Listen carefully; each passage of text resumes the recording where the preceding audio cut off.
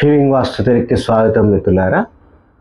స్థాపత్యవేద గృహవాస్తు సామాన్యమైన మానవుని ఇంటి నిర్మాణం గురించి ఇక్కడ మన మిత్రుడు అయా విదిక్కులకు ఉంటే వీధులు మనం కట్టుకునేటటువంటి ఇల్లు కూడా దిక్కుల్ని అనుసరించి కట్టుకునేటప్పుడు ఇంటి పరిస్థితి ఏంటి, ఇల్లు విదిక్కులకు ఉన్నట్ట, అది ఎటువంటి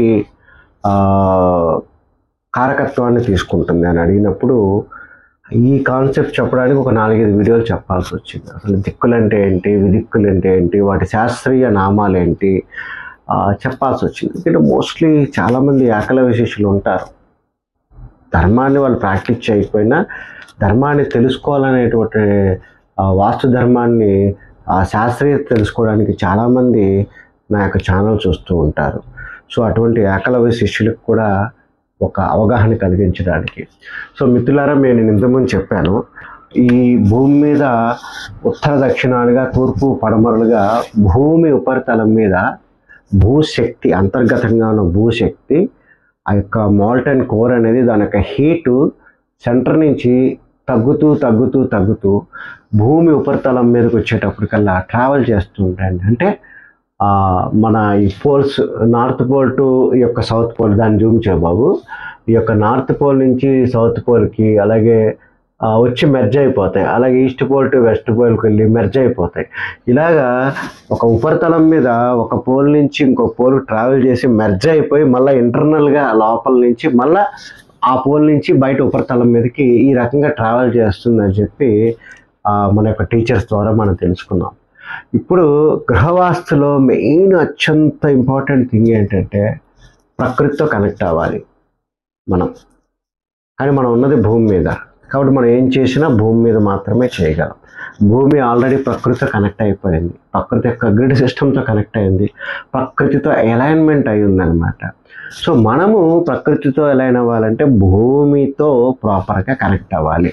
అంటే భూమి యొక్క శక్తి ప్రవాహాన్ని, భూమి ఉపరితలం మీద ప్రవహించేటటువంటి శక్తితత్వాన్ని గమనించి కరెక్ట్గా దానికి ప్యారలల్గా మనం ఇల్లు కట్టుకునేటప్పుడు ఇల్లు ఆ శక్తిని ఇండ్యూస్ చేస్తుంది. అదే వాస్తు పరమార్థం. అసలు ఇదొక్క పాయింట్ మనం మోస్ట్లీ చేయగలిగితే మిగతా రెస్ట్ ఆఫ్ ద పాయింట్స్ అన్నిటి వల్ల మనకి ఇంకా మంచి పరిణామాలు అనేది ఎదురవుతుంది అన్నమాట. ఎందువల్ల ఇల్లు శక్తిని ముందు తీసుకోవాలి. ఒక చెట్టు, ఒక మొక్క, ఒక విత్తనాన్ని భూమిలో వేసినప్పుడు భూమి యొక్క న్యూట్రిషనల్ థింగ్స్ అన్నీ తీసుకొని ఎలాగా ఒక మహావృక్షంగా ఎదుగుతుందో ఇల్లు కూడా ఆ రకంగా దేదీప్యమానంగా కలకాలం వెలగాలంటే అనంతంగా ఎటర్నల్గా ప్రవహించేటటువంటి యొక్క భూశక్తిని మనం తీసుకోవాలి. అది ఫ్రీ ఆఫ్ కాస్ట్. దిక్కులకు సరిపెట్టి కట్టుకోమని చెప్పింది అందుకేనమాట. లేదు పెద్ద ప్లాట్లు ఉంటేనే మనకు నచ్చినట్టు తిప్పి కట్టుకోవచ్చు. చిన్న వీధుల్లో ఒక కాలనీగా ఉన్నప్పుడు వీధి వరుసను ఆలోచించి మనం కట్టుకోవాలి, లేదంటే దోషం కలుగుతుంది. అయ్యా, ఒక పెద్ద ప్లాట్లో ఒక దిక్కులకు సరిపెట్టి కట్టడాన్ని సమర్థించే మీరు ఒక చిన్న ప్లాట్లో అదే ఇల్లు తనకున్న స్థలంలో దిక్కులకు సరిపెట్టి కట్టుకుంటే ఎందుకయ్యా భయపడుతున్నారు? ఏమి అనర్థాలు జరుగుతాయ్యా? పక్కింటోడి వాస్తుశక్తి వచ్చి మన ఇంటి మీద ఎలా పనిచేస్తుందయ్యా? మనకి ఆ రకంగా అలైన్మెంటు, డిజైన్లు అన్నీ చూపెట్టే విధానం మనకు రాదు. ఫస్ట్ ఆఫ్ ఆల్ అసలు దిక్కులు కనుక్కోవడమే మనకు రాదు. మనం తూర్పు ముఖంగా మనం ఎవరి దగ్గరికైనా వెళ్ళినా సరే మన క్లయింట్ తూర్పు దిక్కు పడమర దిక్కు పట్టుకొని మన దగ్గరికి వచ్చినా సరే ఆగ్నేయంగా తిరిగిగా ఉంటే అలాగే మనం కట్టుకుంటున్నాము. దానికి తార్కాణం మార్టూరులో ఒక గవర్నమెంట్ ఉద్యోగికి ఒక అరెకరం స్థలంలో 17 డిగ్రీలు తిరిగి ఉంటే మనం అంత పెద్ద అరెకరంలో కూడా మరి ఎందుకు తిప్పించలేదయ్యా? మనం వాళ్ళకి వాళ్ళ మనోభావాలు దెబ్బతుంటాయి కాబట్టి నేను చెప్పటం లేదు. 1 కోటి రూపాయలు ఖర్చు పెట్టించి మనం మంచి ప్లాన్ ఇచ్చి మంచి గుమ్మటాలు పెట్టించి చేశామే, మరి ఎందుకు మనది ఆగ్నేయ ప్రాచికి అలాగే కట్టాము? అక్కడ మనం ఎందుకు సరి చేయలేదు? ఎందుకంటే మనకి గ్రౌండ్లో పనిచేయడం తెలియదు, గ్రౌండ్లో మార్కింగ్ చేయడం తెలియదు. ఏవో అడుగునోడికి 2 పీడిఎఫ్లు చక్కగా కూర్చొని అసిస్టెంట్ని పెట్టుకొని తయారు చేసి ఇన్సైడ్ ఇవ్వడమే మనకు తెలుసు. క్లయింట్ యొక్క మనోభావాలు మనం ఎప్పుడు అర్థం చేసుకున్నామండి? సైట్ విజిట్స్కి వచ్చేటటువంటి ఇంట్రెస్ట్ తర్వాత ఒక 10-15 రోజులు కస్టమర్తో డైరెక్ట్గా ఒక 5-6 కాన్ఫరెన్స్లు మాట్లాడేటటువంటి టైం మనకి ఎందుకు ఉండట్లేదు? ఎందుకంటే క్లయింట్ అడిగేటటువంటి వారికి మన దగ్గర సమాధానాలు లేవు. ఎందుకంటే మనం 10 రోజులు వర్క్షాపులకు వెళ్ళి స్థాపత్యవేద నేర్చుకున్నాం. అందువల్ల ధర్మాన్ని క్లియర్గా తెలిస్తే చెప్పండి, లేదంటే మాట్లాడడం మానేసేయండి అంటున్నాను నేను. సో ఇక్కడ ఇదే మనం ఒక భూమి అనుకుంటే జస్ట్ ఊరికి ఒక ఇమాజినేషన్ చేయాలి.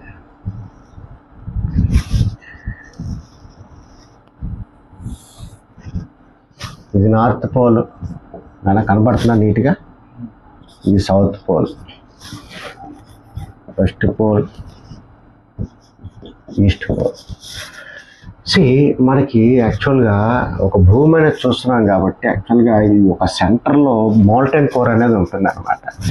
సో ఇవన్నీ గ్రిడ్ లైన్స్ ట్రావెల్ చేస్తున్నాను, ఇదంతా ఎనర్జీ ట్రావెల్ అవుతుంది, తూర్పు పడమలుగా ఉత్తర దక్షిణాలుగా ఎనర్జీ ట్రావెల్ అవుతుంది. But invisible lines.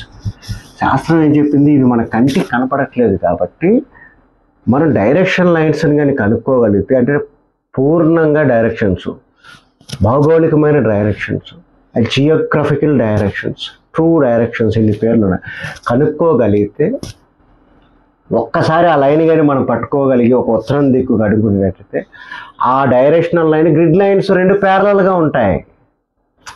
Grid lines కంటికి కనపడదు, ఎనర్జీ లైన్స్. కానీ డైరెక్షనల్ లైన్ కనుక్కుంటే డైరెక్షనల్ లైన్స్ నానే చూపెట్టు are parallel to grid lines.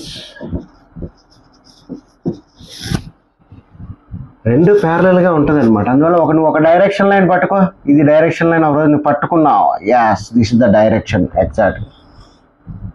ఇది ఈ యొక్క గ్రిడ్ లైన్ ప్యారలల్గా ఉంది. సో దీన్ని బేస్ చేసుకొని నువ్వు ఒక ఇల్లు కట్టుకో. ఇది అలైన్మెంట్ చేయడం అంటే ఏంటి? ఇది. సో ఇది మన ఇంటి యొక్క ఈస్ట్ లైను, ఇది గ్రిడ్ లైన్ అనమాట. 2 ప్యారలల్గా ఉన్నాయి. సో ఏం చేస్తుంది? ఈ యొక్క ప్రవాహం, ఏదైతే ప్రవాహం భూమి మీద జరుగుతుందో, మన ఇంటి యొక్క వాస్తు పురుష మండలి కూడా, మనం ఏదో ఒక 9x9 వాస్తు పురుష మండలి ఏదో వేసి కట్టుకుంటాం కదా, అంటే మన ఇంటి యొక్క గ్రిడ్ లైన్స్, ప్లాన్లో ఉన్నటువంటి వాస్తు పురుష మండలి లైన్స్ పేపర్ని డైరెక్షన్గా పెట్టినప్పుడు ఎర్త్ యొక్క గ్రిడ్ లైన్స్కి కనెక్ట్ అవుతుంది అనమాట. ఈ రకంగా ఆ ఫ్లో అనేది ఇక్కడ మనం ఏం చేస్తున్నాము? దిక్కులు గుండా వచ్చేటటువంటి ఫ్లోను మన బిల్డింగ్ ఇండ్యూస్ చేస్తుంది. సో ఇది అన్నమాట ధర్మం. అంటే ఎర్త్ ఎనర్జీస్ని ఒడిసిపెట్టాలంటే ఎర్త్ ఎనర్జీస్కి అనుకూలంగా అనుసంధానం చేసి కట్టడమే వాస్తు ధర్మం అనేది చెప్తుంది. ఇప్పుడు ఒక మిత్రుడు అడిగాడు అనమాట, అయ్యా విదిక్కులుగా ఉంటాయని. ఇది మీరు అబ్జర్వ్ చేశారు కదా, ఈ ఎగ్జాంపుల్ నాయన. ఇంకోటి ఇది కాదు, ఎక్కడ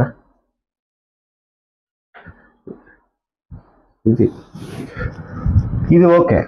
సో ఇప్పుడు మీకు నేను ఒక రియల్గా నేను ఇచ్చి పెడతాను, ఓకేనా? సో ఇవి గ్రిడ్ లైన్స్ అయ్యా.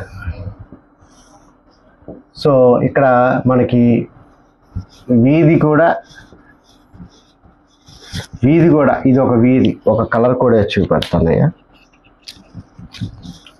వీధి కూడా దిక్కులకి వేశారండి, వండర్ఫుల్. ఒక ప్లాట్ ఉంది, మనం కట్టుకున్నాం, అద్భుతంగా ఇది మనకి తీసుకుంటుంది ఎనర్జీ అనేది, గొడవ లేదు, దిక్కులకి సరిపెట్టి కట్టాం. కానీ కొన్ని సందర్భాలలో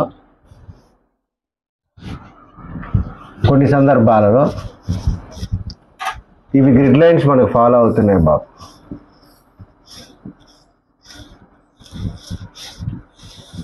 కానీ పొరపాటుగా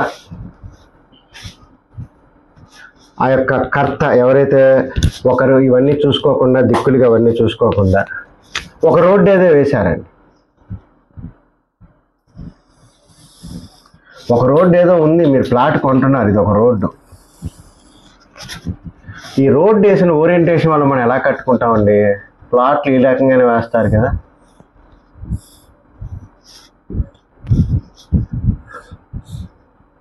ఇప్పుడు ఇది మనకి ఎన్ని డిగ్రీలు తిరిగింది? దగ్గర 45 degrees తిరిగింది. ఆయన అడిగిన క్వశ్చన్ ఏంటి? ఈ రకంగా వీధులు వేశారు, కానీ ఇక్కడ వీటి యొక్క ఫేసింగ్ ద్వారా ఎట్లాగే పెట్టుకుంటాం మనం, వీటికి ఇలాగే కదా పెట్టుకుంటాం. యా, ఇప్పుడు దాన్ని ఏ ఫేసింగ్ అనాలయ్యా? ఇప్పుడు ఇది పైన ఉత్తరం దిక్కు అనుకున్నాము, కింద దక్షిణం దిక్కు అనుకున్నాము, కానీ ఇది ఈ రకంగా చూడడం వల్ల దేన్ని చూస్తుందయ్యా? దక్షిణము, ఇది ఉత్తరము. దేన్ని చూస్తుంది? ఇది పూర్తిగా ఆగ్నేయాన్ని చూస్తుంది అనమాట. ఆగ్నేయానికి ఈ యొక్క ఇది అంటే మీరు ఇలాగా ఇక్కడ ఎక్కడైనా సింహద్వారం పెట్టినప్పుడు అది ఒక డైరెక్షన్కి పెట్టినట్టు కాదు, ఒక విదిక్కుగా పెట్టిన లెక్క వస్తుందన్నమాట. అంటే విదిక్కులకి ఏం పెట్టారయ్యా? ధూమం, శ్వానం, ఖరం, కాకం అని చెప్పి చెప్తారనమాట. అంటే ఈ దక్షిణం ఉంది, ఈ రకంగా తిరిగిపోయింది. ఈ దక్షిణం ఇది ఉత్తరం ఫేసింగ్గా యాక్ట్ అవుతుంది, ఇవి దక్షిణం ఫేసింగ్గా యాక్ట్ అవుతుంది అనమాట. దీనివల్ల ఏమవుతుంది? ఈ ఎర్త్ ఎనర్జీస్ ఏవైతే ట్రావెల్ చేస్తున్నాయో, ద ఫ్లో ఆఫ్ లైన్స్, ఈ ఫ్లో ఆఫ్ లైన్స్ అనేవి ఎలా ఉన్నాయి? ఈ డైరెక్షన్స్కి వెళ్తున్నాయి ఫ్లో ఆఫ్ లైన్స్. కానీ మన ఇంటి యొక్క లెక్కలు ఎలా ఉన్నాయి? ఇలా పెట్టి మనం చేసాం, మన మండలి ఇలా ఉంది. సో ఇక్కడ ఏమవుతుంది? These two are intersecting. ఈ రెండు ఇంటర్సెక్టింగ్ అవడం వల్ల ఏమవుతుంది? పూర్తిగా ఆ యొక్క ఫ్లోని ఇల్లు తీసుకోలేదన్నమాట. ఆ ఫ్లో ఆఫ్ ఎనర్జీకి మనకు ఆటంకం కలిగిస్తున్నాం. కానీ ఇప్పుడున్న సిద్ధాంతులు ఏం చేస్తున్నారండి? మీకు ఇది అర్థమయ్యే ఉంటుంది కదా. ఆ ఫ్లో ఆఫ్ ఎనర్జీకి మన ఇల్లు కూడా ఆ ఫ్లోని తీసుకునేటట్టు ఉండాలి. సో మన ఇల్లు ఎలా ఉండాలి? ఈ రకంగా ఉండాలి. ఈ రకంగా తీసుకునేటప్పుడు ఈ యొక్క ఫ్లోని ఇల్లు తీసుకుంటుంది. ఆ వైలేషన్ ఏదైతే వచ్చిందో, ఏదో ఇన్ని డిగ్రీల వరకు అయితే పర్వాలేదు, అంతవరకు ఓకే అంటుంది.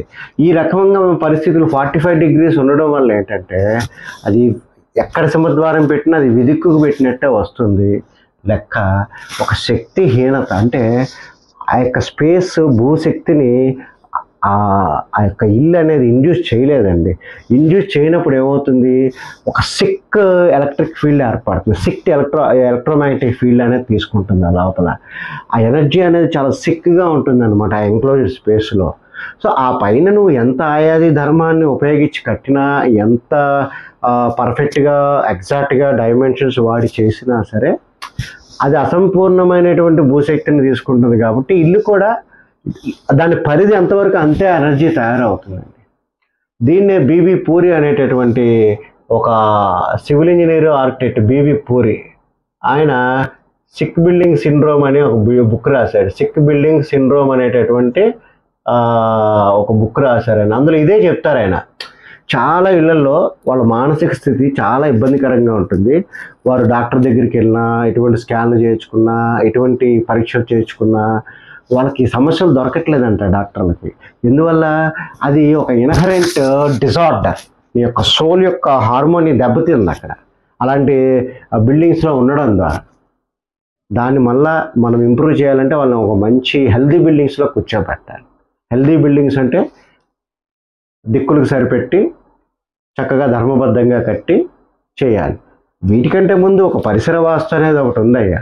అంటే నువ్వు ఎంచుకునే భూమి, ఒక నగర నిర్మాణం చేసినప్పుడు భూమి యొక్క లెవెల్స్ ఏ రకంగా ఉన్నాయి, అప్ అండ్ డౌన్స్ ఉన్నాయా, అప్ అండ్ డౌన్స్ ఉంటే ఏ రకంగా ఉన్నాయి, నీకు దగ్గరగా ఏదైనా హిల్స్ కానీ ఏదైనా ఉన్నాయా, లేదంటే నీకు సన్ రైజ్ని అబ్స్ట్రక్ట్ చేయడానికి ఎదురుగా ఏదైనా పెద్ద టాల్ బిల్డింగ్స్ ఉన్నాయా, ఫానా అండ్ ఫినా, మొక్కలు, జంతువులు, విష పదార్థాలు, విష పురుగులు, అదే రకంగా వాటర్ ఫ్లోస్ ఏదైనా ఉన్నాయా, వాటర్ ఫ్లోస్ ఉంటే ఏ రకంగా మనం కట్టుకునేటటువంటి కన్స్ట్రక్షన్కి వాటర్ ఫ్లో ఏ రకంగా ఉంది, ఆ వాటర్ కంటెంట్ ఎంత దూరంలో ఉంది, ఆ యొక్క వాటర్ కంటెంట్ యొక్క పరిమాణం ఏంటి, అంటే ఒక చిన్న పుష్కరిణ, చిన్న వాగ, చిన్న చెరువ, ఒక సముద్రమా, లేదంటే ఒక నద, సో మెనీ థింగ్స్. వీటన్నిటితో పాటు సాయిల్ కండిషన్స్ ఉంటాయి.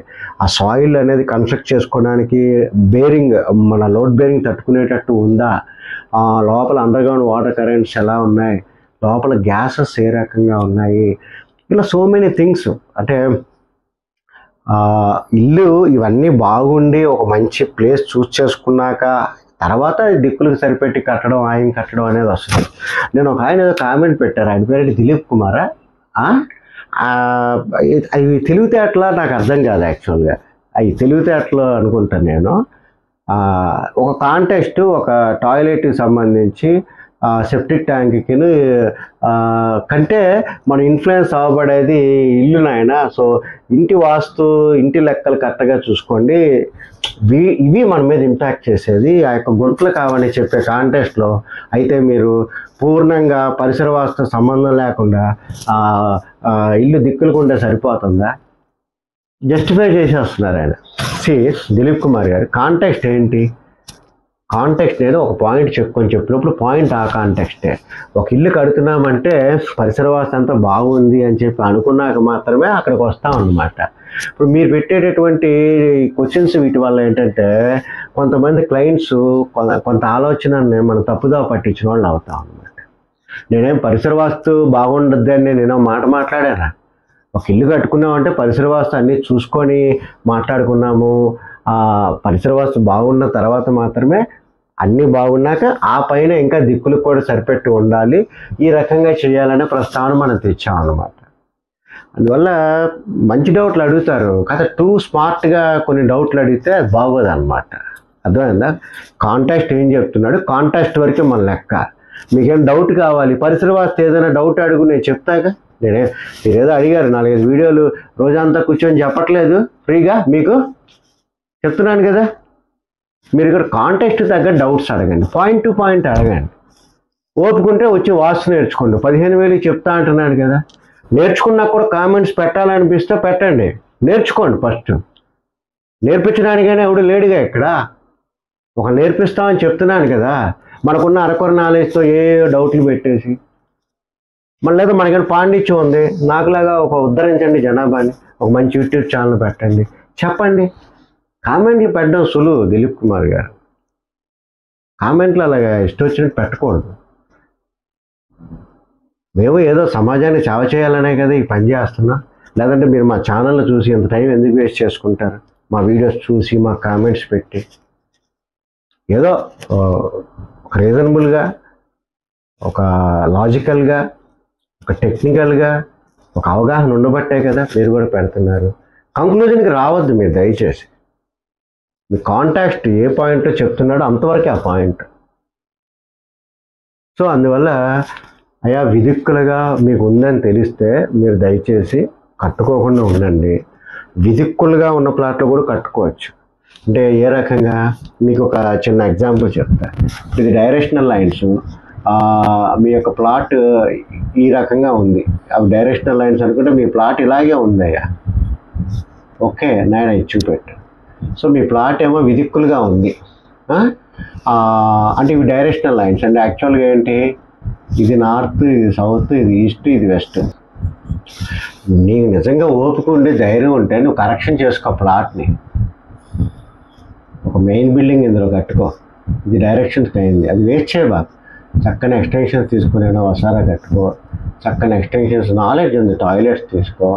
ఒకవేళ నీకు వీధి ఇటుపక్కే ఉందనుకో, వీధి ఎటుపక్క ఉందో నాకు తెలియదు కదా, వీధిని బట్టి చక్కగా చిన్న పోర్చ్ పెట్టుకో, చేసుకోవచ్చు. బ్యాక్ సైడ్ చిన్నది ఏదైనా సిట్అవుట్ పెట్టుకో, బయటికి రా, మిగతా రెస్ట్ ఆఫ్ ద థింగ్ అంతా ల్యాండ్స్కేపింగ్ పెట్టుకోవచ్చు అనమాట. సో ఓవరాల్గా వారెవరో పియానో అండ్ సంథింగ్ వారు అడిగిన డౌట్కి ఒక 5-6 వీడియోస్ చెప్పాలి అనిపించింది. కానీ ఇదంతా చెప్పే విషయం ఎందుకంటే ఇదంతా ఒక బేసిక్ ఫండా అనమాట. ఇంత లోతైన అవగాహన ఇప్పుడు మన పండితులకి లేదు కదా. వీళ్ళంతా 10 రోజులు 15 రోజులు ఈ క్లాసులకి వెళ్ళి చిన్న సర్టిఫికేట్ కోర్సులు చేసిన వాళ్ళకి ఎలా వచ్చేస్తా చెప్పండి నాలెడ్జ్? రాదు కదా. అందువల్ల మీరు ఒక వ్యాలిడ్ పాయింట్స్ అడగండి, నేను చెప్తాను. ఇంకో ఆయన ఎవరో ఇందాకే ఒక కామెంట్ పెట్టారు, సో ఈ వాజ్ ఇరిటేటింగ్ మీ బోర్డ్ అని. అయ్యా నాకున్న స్థితి ఇది, నాకున్న దాంట్లో నేను ఏదో చెప్పే పని చేస్తున్నాను, మీకు అంతగా ఇరిటేటింగ్గా ఉంటే ఒక స్టూడియోకి కావాల్సింది సెటప్కి ఏదైనా స్పాన్సర్ చేయండి, చక్కగా మంచి కనువింపుగా చూడడానికి దృశ్యకావ్యలాగా నేను వీడియోలు చెప్తాను. చెప్పిన దాంట్లో విన్నామా, అర్థం చేసుకున్నామా, మనకు పనికొచ్చింది ఏంటి, అంతవరకే. అర్థమైందా? కామెంట్లు పెట్టకూడదు. మనం దానికి ఆయన ఏ ఇబ్బంది పడుతున్నాడో, ఆయనకున్న పరిస్థితుల్లో 24 గంటలు ఇచ్చేసి మనకి కొంత ఏదో బయట ఎక్కడా దొరకని నాలెడ్జ్ కొంత చెప్తున్నప్పుడు ఏం చేయాలి, మనం దానికి డొనేట్ చేయాలా అని చెప్పి అడగాలి. అంత కష్టపడి ఎందుకండి డాక్టర్ గారని ఏదో రాసుకున్నారు, చూడడం దేనికి అంత కష్టపడి? చూడబాకండి. ఇలాగే ఉంటుంది. నా దగ్గర ఉన్న ఆర్థిక స్థితి అది, నేను చేయగలిగే పరిస్థితి అది. సో చక్కగా ఈ ధర్మాన్ని ముందుకు తీసుకెళ్ళడానికి మంచి డౌట్స్ అడగండి, టైం వెచ్చిస్తాను, కామెంట్స్ పెట్టండి, సున్నితంగా ఉండాలి చేసినా సరే. ఓకేనా? Thank you very much.